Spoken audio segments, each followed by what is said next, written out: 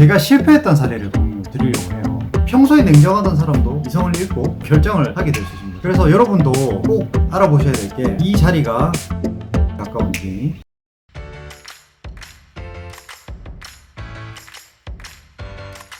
안녕하세요. 네, 반갑습니다. 저는 제임스문입니다.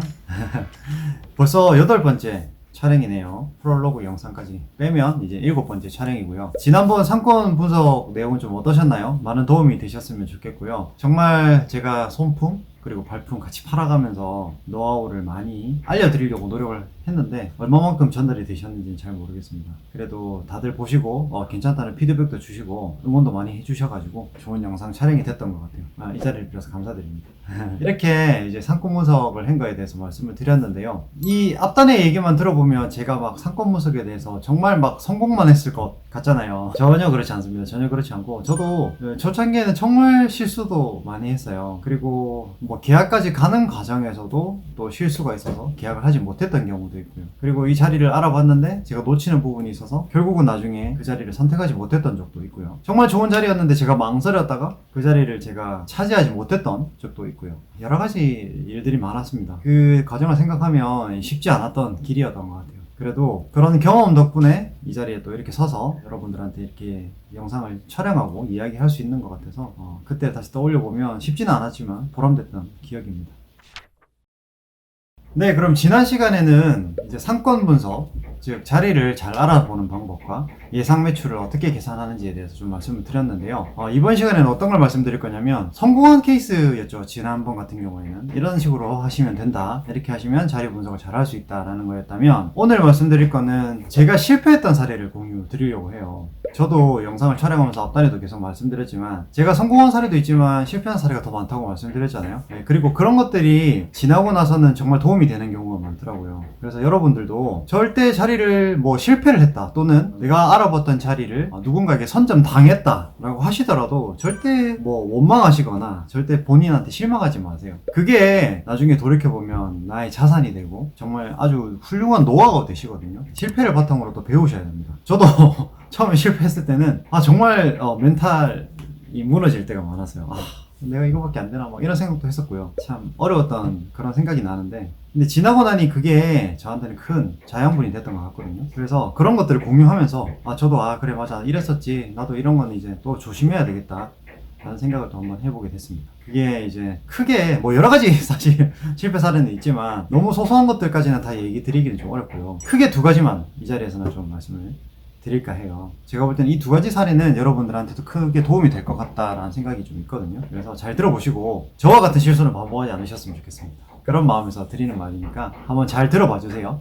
우선 첫 번째는 상권을 조금만 알아보시면 아시겠지만 주거 상권, 그리고 뭐 오피스 상권, 그리고 항아리 상권, 뭐 복합 상권이라고 해서 상권도 나름의 분류라는 게 좀 있거든요. 근데 정말 이건 초창기였습니다. 초창기에는 그런 상권에 대한 분류조차 생각을 해본 적이 없고 그냥 막연하게 이 자리 참 좋다라고 생각했던 그런 시기가 있었어요. 물론 이론상으로는 저도 책을 읽었었으니까 그래 나무를 먼저 보고 그 다음에 하나하나 이 상권에 대해서 분석하고 숲을 잘 알았으니 이제 나무도 분석해봐야 되겠다 라는 생각을 이론상으로 했었죠. 근데 여러분도 느끼시겠지만 막상 내 자리를 보잖아요. 그런 생각은 온데간데 없고 그냥 이 자리가 좋아 보이는 거예요. 그렇기 때문에 발생했던 실수인데요. 이거는 여러분들도 잘 알아두셔야 될 것 같아서 같이 공유를 드리려고 합니다. 그 자리는 지금으로 따지면 이제 오피스 상권이었어요. 저희는 한창 장사가 잘 될 시기, 그러니까 잘 될 시간이 있습니다. 점심 딱 식사 끝나고 그 시간대에 저희가 이제 임장을 하러 갔던 거죠. 그 상권을 보러 갔습니다. 희한하게 또 그날은 또 평일이었고요. 날씨가 좋아서 저희가 보러 간 자리에 생각보다 손님이 많으신 거예요. 그리고 막 되게 좋은 자리라고 생각했던 그 자리가 사람들이 막 줄을 서서 커피를 사고 있었고 그 옆자리에도 줄을 서서 사람들이 사고 있었고요. 그리고 커피숍을 돌아보니까 다들 사람들이 앉아서 삼삼오오 이야기도 나누시고 제가 볼 때는 손님이 많은 것 같은 거예요. 심지어 뭐 번호표를 뽑을 생각도 안 했을 거예요. 그때는 이 자리가 좋아 보였던 거예요.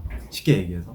그래서 그 근처에 있는 이제 부동산 공인중개사분을 만나가지고 이 자리가 월세가 어느 정도냐 하니까 저희가 생각했던 것보다 훨씬 저렴한 거죠. 한 130 정도 얘기를 하시는 거죠. 그리고 권리도 없었어요. 무권리였던 자리였고 저랑 제 아내는 그 순간 많이 이제 동요가 됐죠. 이 자리는 해야 되겠다. 너무 좋은 자리다. 그래서 거의 진짜 잘못했으면 그 자리에서 아마 계약서를 썼을 것 같아요. 그때 뭐 하늘이 더우신 건지 뭐 어떤 건지는 몰라도 문득 그런 생각이 들었어요. 근데 한 번만 더 생각해보자. 물론 좋은 자리지만 하루 이틀 정도만 더 생각해보자 라는 생각이 좀 들었어요. 그래서 바로 쓰려고 했던 거를 그 부동산에서 나왔던 그런 기억이 납니다. 그리고 두 번째는 그 자리에 집주인분하고도 연락 컨택이 잘 안 됐었어요. 그래서 다음날이나 그 다음날 다시 연락을 해서 정확하게 컨택이 되면 이제 계약서를 쓰기로 했던 그런 거였거든요. 돌아오는 그 차 안에서는 정말 기분이 좋았죠. 야, 이 자리 정말 우리가 생각했던 그런 그림을 그리면 너무 좋을 것 같다. 막 서로 장밋빛 미래를 막 서로 이야기하면서 그러면서 왔던 기억이 있는데요. 그날 저녁인가? 하여튼 우연히 이제 저희 처남이죠. 제 아내의 남동생분하고 이제 통화를 하게 됐는데 그냥 아마 이야기를 툭 던진 것 같아요. 우리 이 자리 거의 할 것 같다. 내일 계약서 쓸 거다. 이런 식으로 얘기를 했겠죠. 근데 이제 돌아온 대답이 뭐였냐면 거기 혹시 주말에는 가봤어? 라는 이야기를 던집니다. 근데 순간적으로 아차 싶더라고요. 맞아. 내가 주말에는 한 번도 임장을 안 해봤네. 그냥 평일에 그 장사 잘 되는 그 시간에만 가서 그 자리만 본 거죠. 순간적으로 딱 뭔가 한 대 맞은 느낌이었습니다. 정말 그때는 만약에 처남이 그런 얘기를 안 해줬더라면 아마 그 자리에서 지금 장사를 하고 있었을 거고 저는 많이 힘들어 했을 수도 있어요. 네. 지금도 그 자리를 한 번씩 지나다니고 있거든요. 아무래도 지금의 제 예상이 맞을 것 같아요. 네, 저는 많이 힘들어하고 힘든 시간을 보내고 있었을 것 같아요. 그 생각이 갑자기 불현듯 들더라고요. 내가 맞네. 주말을 안 봤네. 그래서 다음날 바로 부동산 그 중개인한테 전화해서 우리 시간 좀 더 달라. 바로 계약을 하기 힘들 것 같다 라고 말씀을 드리고 주말에 다시 가봤습니다. 아니나 다를까 주말에 갔을 때 우리가 느꼈던 그 마음은 정말 이루 말할 수가 없었어요. 그렇게 많던 그 커피를 마시러 오던 사람들이 진짜 주말에는 한 사람도 없었습니다. 심지어는 이미 그 카페들은 주말에 장사가 안 된다는 걸 알고 있었나 봐요. 그래서 문을 연 곳이 몇 군데가 없었어요. 제가 간 곳만 해도 열 몇 곳이었거든요. 그 근처에 있는 커피숍만. 근데 문을 연 곳이 거의 없었어요. 뭐 한 두세 곳 정도 문을 열어놓고 나머지는 다 문을 닫았던 거죠. 왜? 그 정도로 유동인구가 없었어요. 그걸 저랑 제 아내가 그 모습을 보고는 정말 등에서 이렇게 식은땀이 난다고 해야 될까요? 내가 만약에 이 자리를 했었으면 토요일, 일요일은 이렇게 보냈을 거구나. 물론 뭐 그 안에서는 또 다른 방법을 찾았겠죠. 뭐 월요일부터 금요일까지는 장사를 하고 토요일, 일요일은 뭐 지금 하는 것처럼 쉰다 라고 할 수도 있고요. 근데 어쨌든 토요일, 일요일은 장사가 안 되는 거고 그때는 제가 매출이 발생하지 않는 거니까요. 저희는 뭐 그런 걸 생각했고 들어갈 건 아니었거든요. 저희 예상 매출액이나 이런 것도 그거와 맞지 않았고요. 거기서 정말 식은땀이 흘렀습니다. 이런 것조차 왜 생각을 하지 못하게 됐을까. 제 자신한테 되게 자책을 많이 했었던 그런 시간이었습니다. 근데 돌이켜 생각해보건데 그때는 조바심도 좀 났던 것 같아요. 여러 자리를 알아보고 이러니까 막 조바심이 났던 것 같아요. 빨리 뭔가 시작을 하고 싶고 이왕에 했으면 빨리 해서 뭔가 결과물을 내고 싶은데 막 이 자리 저 자리에서 막 진행이 잘 안 되고 이랬던 그런 시기였거든요. 그런 조바심과 덧붙여서 제 그냥 보고 싶었던 것만 제가 봤던 거죠.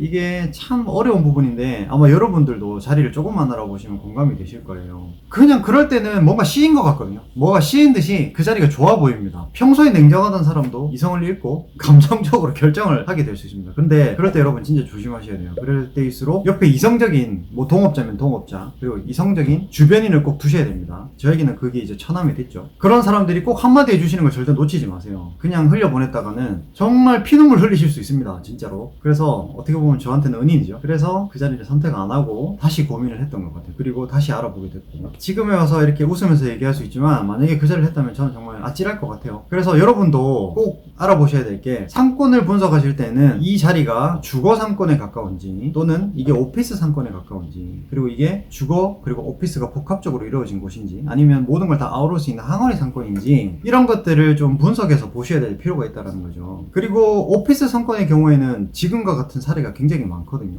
토요일, 일요일에는 거의 장사가 잘 안 되실 수도 있어요. 물론 제가 오픈을 안 해봤기 때문에 이런 얘기가 조심스러울 수는 있습니다만 그럴 확률이 높다라는 거죠. 그래서 사실은 거의 초반에는 정말 임장을 꾸준히 해보셔야 됩니다. 평일에도 가보셔야 되고 주말에도 가보셔야 되고 장사가 잘 되는 시간에도 갔다가 장사가 잘 안 되시는 시간에도 가봤다가 그래서 평균적인 진짜 이 정도면 일주일에 어느 정도의 매출이 나올 수 있겠다라는 거를 좀 종합적으로 판단하셔야 되고요. 그리고 제가 했던 실수 감정적으로 자꾸 조바심을 느끼지 마세요. 냉정하셔야 되거든요. 정말 마음에 드는 자리일수록 더 냉정하세요. 물론 그렇게 냉정하시다가 자리를 놓치실 수도 있거든요. 괜찮습니다. 그래서 놓치는 자리는 조금 더 공부를 하세요. 그러면 다음번에는 더 좋은 자리를 찾으실 수가 있는 거거든요. 근데 여기서 전제조건은 그런 자리를 계속해서 조사해 가시고 나만의 데이터를 쌓으시는 거죠. 이 데이터가 쌓이면 그때부터는 속도가 빠르거든요. 너무 조바심 느끼지 말고 빨리빨리 하려고 하지 마세요. 이게 제가 처음 경험했던 실수입니다. 그래서 여러분들한테도 이건 꼭 말씀을 드리고 싶어서 이 자리에서 공유를 드리는 거고요. 그리고 여러분, 좋은 팁 하나 알려드리자면 절대로 그 자리를 알아보는 그 공인중개인의 분을 말씀을 꼭 믿지 마세요. 본인이 직접 알아보셔야 돼요. 공인중개인 분들은 생각해보세요. 이 자리를 중개함으로 인해서 본인들이 수수료를 받아가시는 경우죠. 그러면 이 자리를 어떻게든 거래를 하셔야 될 거 아닙니까? 물론 아닌 분들도 계시겠죠. 양심적으로 하시는 분도 계시겠지만 대부분의 이제 공인중개인분들은 어떻게든 좋은 쪽으로 얘기를 하십니다. 제가 아까 이 자리에도 재밌는 이야기를 하나 해드릴게요. 그분이 얘기하신 게 이 자리 그럼 왜 이렇게 공실이 많냐 제가 물어봤을 거 아닙니까? 그죠? 근데 그분이 하신 얘기가 이분이 사실은 되게 재력가인데 카페가 질려서 이제 그만두시게 된 거다. 그리고 카페 하실 때도 손님 너무 많이 와서 막 거기서 첼로 연주를 막 하시고 막 그러셨대요. 근데 여러분, 제가 카페를 오픈해 보니까요, 여러분들이 가게가 바쁘건 안 바쁘건 간에 거기 안에서 첼로 연주를 하실 그럴 여유는 없으세요. 네, 그래서 정말 그런 것들을 100% 다 믿으시면 안 됩니다. 그래서 그 말하시는 거에는 그러시군요 라고 충분히 호응을 해주시되 자기가 직접 알아보셔야 돼요. 그래서 지금 생각해보면 참 웃긴 일이지만 그때는 그게 또 멋있어 보이더라고요. 첼로 연주까지 할 수 있는 그런 자리? 괜찮은데? 정말 재력가분이 그래 좋은 자리니까 여기를 하셨겠지 뭐 이런 식으로 진짜로 그렇게 된다니까요. 내가 막 정말 내 스스로를 자기 합리화하게 되더라고요. 저도 참 부족한 사람이죠, 그죠? 네. 그래서 참 웃겼던 기억이 납니다. 근데 여러분들은 저와 같은 그런 실수를 하지 마시기. 그래서 꼭 중개인의 말씀을 믿지 마시고 100% 믿지 마시고요. 자기가 직접 알아보시고 그 알아본 자료만 믿으십시오. 그래야지만 절대 실수가 없으십니다. 그리고 두 번째는, 이거는 정말 좀 중요한 얘기라서 말씀을 드리는데요. 정말 좋은 자리를 만약에 계약을 하시려고 하잖아요. 그러면 이 계약서 작성에도 심혈을 기울이셔야 됩니다. 저는 그걸 잘못해서 이제 이 계약이 날아갔던 케이스인데요. 이거를 좀 간단하게 말씀드리려고 해요. 앞단에도 제가 소개 잠깐 드렸지만 제가 이제 추석 때 자리를 한번 알아보러 갔었다고 했었죠. 네, 그 자리 정말 괜찮았거든요. 근데 그 자리에 하필이면 이제 점포 정리 내용이 나왔고 그 자리가 저는 마음에 들었어요. 물론 월세도 좀 비쌌습니다. 하지만 제 나름의 예상 매출액을 계산했을 때 그 자리에 정도면 월세면 제가 들어갈 수 있다고 판단을 했어요. 그래서 그 공인중개사분하고 연락을 했고 마침 아무 데도 올려놓지 않았더라고요. 그래서 바로 제가 1순위로 컨택을 할 수 있게 됐습니다. 그래서 계약서까지 썼어요. 그리고 계약금까지 제가 보냈습니다. 계약금 제가 500만 원을 보냈죠. 근데 그러고 나서 며칠 뒤에 집주인분한테 연락이 왔어요. 뭐라고 말씀을 하시냐면 거기가 이제 총 3면으로 된 자리였거든요. 근데 그 중에 제가 이제 제일 가운데 두 번째 면을 이제 쓸 수 있도록 그렇게 상가 계약을 마친 상태였습니다. 그런데 그 집주인분이 연락이 와서 저한테 하는 얘기가 결론부터 말씀드리면 죄송하다. 3면을 다 쓰겠다고 하는 분이 있어서 이 계약은 제가 파기를 좀 해야 되겠다 라고 연락이 왔어요. 집주인분 입장에서는 그럴 수 있죠. 3면을 다 쓸 수 있는 사람을 맞이하는 게 훨씬 더 사실은 임대를 놓는 입장에서는 그게 더 편할 거 아닙니까? 그죠? 근데 저는 좀 당황스러웠어요. 저 당연히 계약을 했으니 저는 그냥 계약대로 진행이 될 줄 알고 나머지 것들을 진행을 하고 있었거든요. 근데 그 얘기를 들으면서 정말 황당하고 이런 일이 생길 거라고 생각을 못 했었어요. 그래서 진짜 순간적으로 뻥 쪘던 그런 기억이 나거든요. 그리고 계약금의 배액을 물론 변상을 하시긴 하셨죠. 그리고 제가 이제 그 금액을 받았는데 사실 그 금액을 받았다고 해서 저는 기쁘지 않았습니다. 왜냐면 제가 진행하려고 했던 모든 계획들이 다 틀어졌거든요. 그리고 또 그 심리적인 허탈감 이런 것들은 여러분도 경험을 안 해보셔서 모르시겠지만 정말 컸거든요. 참 그때는 좀 힘들었었어요. 이런 부분을 내가 또 몰랐구나. 여러분들도 잘 아셔야 될 게 계약서를 썼을 때 계약금만 보내셨잖아요. 임대인 입장에서는 배액을 배상하게 되면 지금처럼 계약을 파기하실 수 있습니다. 근데 여러분들이 정말 좋은 자리라고 만약에 생각을 하셨다면 이런 일이 생기지 않게끔 할 수 있습니다. 예를 들면 첫 번째는 계약금을 좀 많이 거시는 거예요. 도대체 파기를 하실 수가 없을 정도로. 예를 들어서 보증금이 5천만 원인데 계약금을 10%로 계약하실 수도 있는 거고요. 근데 그게 아니라 보증금 5천만 원을 계약금을 50%를 보내실 수도 있는 거예요. 그럼 2,500만 원을 미리 보내 놓으시는 거죠. 그러면 집주인 입장에서는 이 배액을 배상하기가 좀 부담스러울 수 있거든요. 그렇게 되면 계약 파기를 잘 안 하시게 되겠죠. 그게 이제 첫 번째 방법이 될 수 있고, 두 번째는 계약금과 더불어서 중도금까지 계약서상에 명시를 하시는 겁니다. 정확하게 중도금을 그리고 입금하시는 거예요. 그렇게 되면 단순하게 배액 배상으로 계약을 파기할 수 없는 상황이 됩니다. 중도금까지 만약에 입금을 하시게 되면 그 임대인과 임차인이 정확하게 합의를 해야지만 계약을 파기할 수가 있는 거예요. 마음대로 일방적으로 그렇게 통보하실 수가 없는 상황이거든요. 근데 제가 이런 것들을 정확하게 알아보지 않고 당연히 계약이 예인이 되겠지라고 좋게 말하면 순수했던, 나쁘게 말하면 잘 몰랐던 거죠. 그런 계약을 해버렸던 거예요. 그래서 아마 저와 또 다른 업체에서 또 아마 집주인분하고 컨택이 됐겠죠. 그리고 그 부분에 대해서도 얘기가 됐을 거라고 저는 생각을 해요.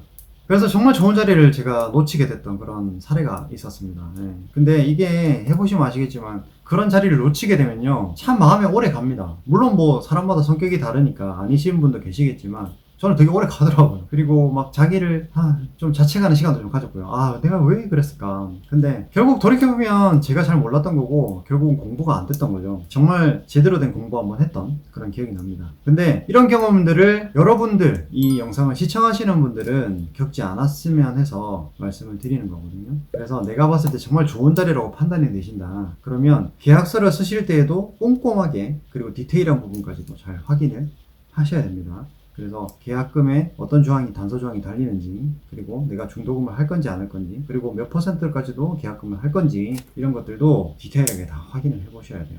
아까도 말씀드렸죠. 중개인분들은 어떻게든 중개만 하면 되는 거지 여러분과 꼭 중개를 하실 필요는 없거든요. 그런 것들을 악용하는 경우도 굉장히 많습니다. 그래서 내가 정말 좋은 자리를 선점하고 싶으시다면 많이 아셔야 되고요. 그리고 그만큼 내가 훨씬 더 빠르고 적극적으로 그 자리를 선점하셔야 돼요.